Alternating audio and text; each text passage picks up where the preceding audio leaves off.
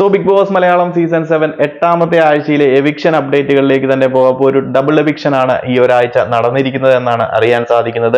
അഭിലാഷ് അതുപോലെ തന്നെ ജിഷിനും പുറത്തായി എന്നുള്ള ന്യൂസുകളാണ് നമുക്കിപ്പോൾ ലഭിക്കുന്നത്. ജിഷിന്റെ ഈ ഒരു എവിക്ഷൻ ഒട്ടും പ്രതീക്ഷിച്ചിരുന്നതല്ല. കാരണം ഈ ഒരാഴ്ച 11 കണ്ടസ്റ്റൻസ് നോമിനേഷനിൽ ഉണ്ടായിരുന്നതിൽ നമ്മൾ ഡേഞ്ചർ സോണിൽ പറഞ്ഞിരുന്ന കണ്ടസ്റ്റൻസിൽ ഒരു പരിധി വരെ സേവ് ആകുമെന്ന് കരുതിയിരുന്ന ഒരു കണ്ടസ്റ്റന്റ് കൂടിയായിരുന്നു ജിഷിൻ. കാരണം സാബുമോനൊക്കെ അവിടെ നിൽക്കുമ്പോൾ സാബുമോൻ പുറത്തേക്ക് പോകുമെന്നാണ് നമ്മളൊക്കെ പ്രതീക്ഷിച്ചിരുന്നത്.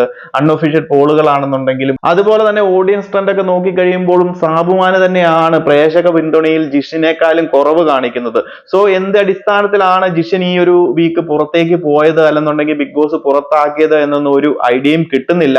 അഭിലാഷും അതുപോലെ തന്നെ സാബുമാനുമായിരുന്നു ഒരു ഡബിൾ എവിക്ഷൻ വരുമ്പോൾ പുറത്തേക്ക് പോകേണ്ടതെന്നാണ് നമ്മളൊക്കെ കരുതിയിരുന്നത്. അവരായിരിക്കും പുറത്തേക്ക് പോകുന്നതെന്നും നമ്മൾ കരുതിയിരുന്നു. ബട്ട് ജിഷിന്റെ ഈ ഒരു സമയത്തെ എവിക്ഷൻ അൺഎക്സ്പെക്ടഡ് തന്നെയാണ്. കാരണം സാബുമാനേക്കാളും എന്തെങ്കിലുമൊക്കെ ഒരു കണ്ടന്റ് ജിഷിന്റെ സൈഡിൽ നിന്ന് ബിഗ് ബോസ് ഹൗസിനുള്ളിൽ ഉണ്ടാക്കുന്നുണ്ട്. എനിവേസ് പ്രേക്ഷകരുടെ തീരുമാനം ആണോ ബിഗ് ബോസിന്റെ തീരുമാനമാണോ എന്നൊക്കെ നമുക്ക് നോക്കാം. നിലവിൽ നമുക്ക് ലഭിക്കുന്ന റിപ്പോർട്ടുകൾ വെച്ചിട്ട് ജിഷിൻ എട്ടാമത്തെ ആഴ്ചയിൽ ബിഗ് ബോസ് ഹൗസിനോട് വിട പറഞ്ഞു എന്ന് തന്നെയാണ്. ഈ ഒരു സീസണിലേക്ക് വന്ന് കുറച്ച് ഹൈപ്പർ ആക്റ്റീവ് ഒക്കെ ആയിട്ട് അത്യാവശ്യം പ്രശ്നങ്ങളും അല്ലെന്നുണ്ടെങ്കിൽ ഫുഡിന്റെ കാര്യങ്ങളും അല്ലെങ്കിൽ കിച്ചണിൽ കുറച്ച് ഫുഡ് ഉണ്ടാക്കി കൊടുത്തും ഒക്കെ മാത്രം കണ്ടന്റുകൾ ഉണ്ടാക്കിക്കൊണ്ടിരുന്ന ഒരു വ്യക്തിയാണ് ജിഷിൻ. വലിയ കാര്യമായ കണ്ടന്റുകൾ ഇല്ലെങ്കിൽ പോലും ബിഗ് ബോസ് ഹൗസിനുള്ളിൽ കുറച്ച് പ്രശ്നങ്ങളിലും ഒക്കെ സംസാരിക്കാനും കുറച്ച് വളിപടിച്ചിട്ടാണെന്നുണ്ടെങ്കിലും എന്തെങ്കിലുമൊക്കെ കാണിച്ചു കൂട്ടി കുറെ വാഴകൾക്കിടയിൽ എന്തെങ്കിലുമൊക്കെ ചെയ്യുന്ന ഒരു കണ്ടസ്റ്റന്റ് ആയിരുന്നു.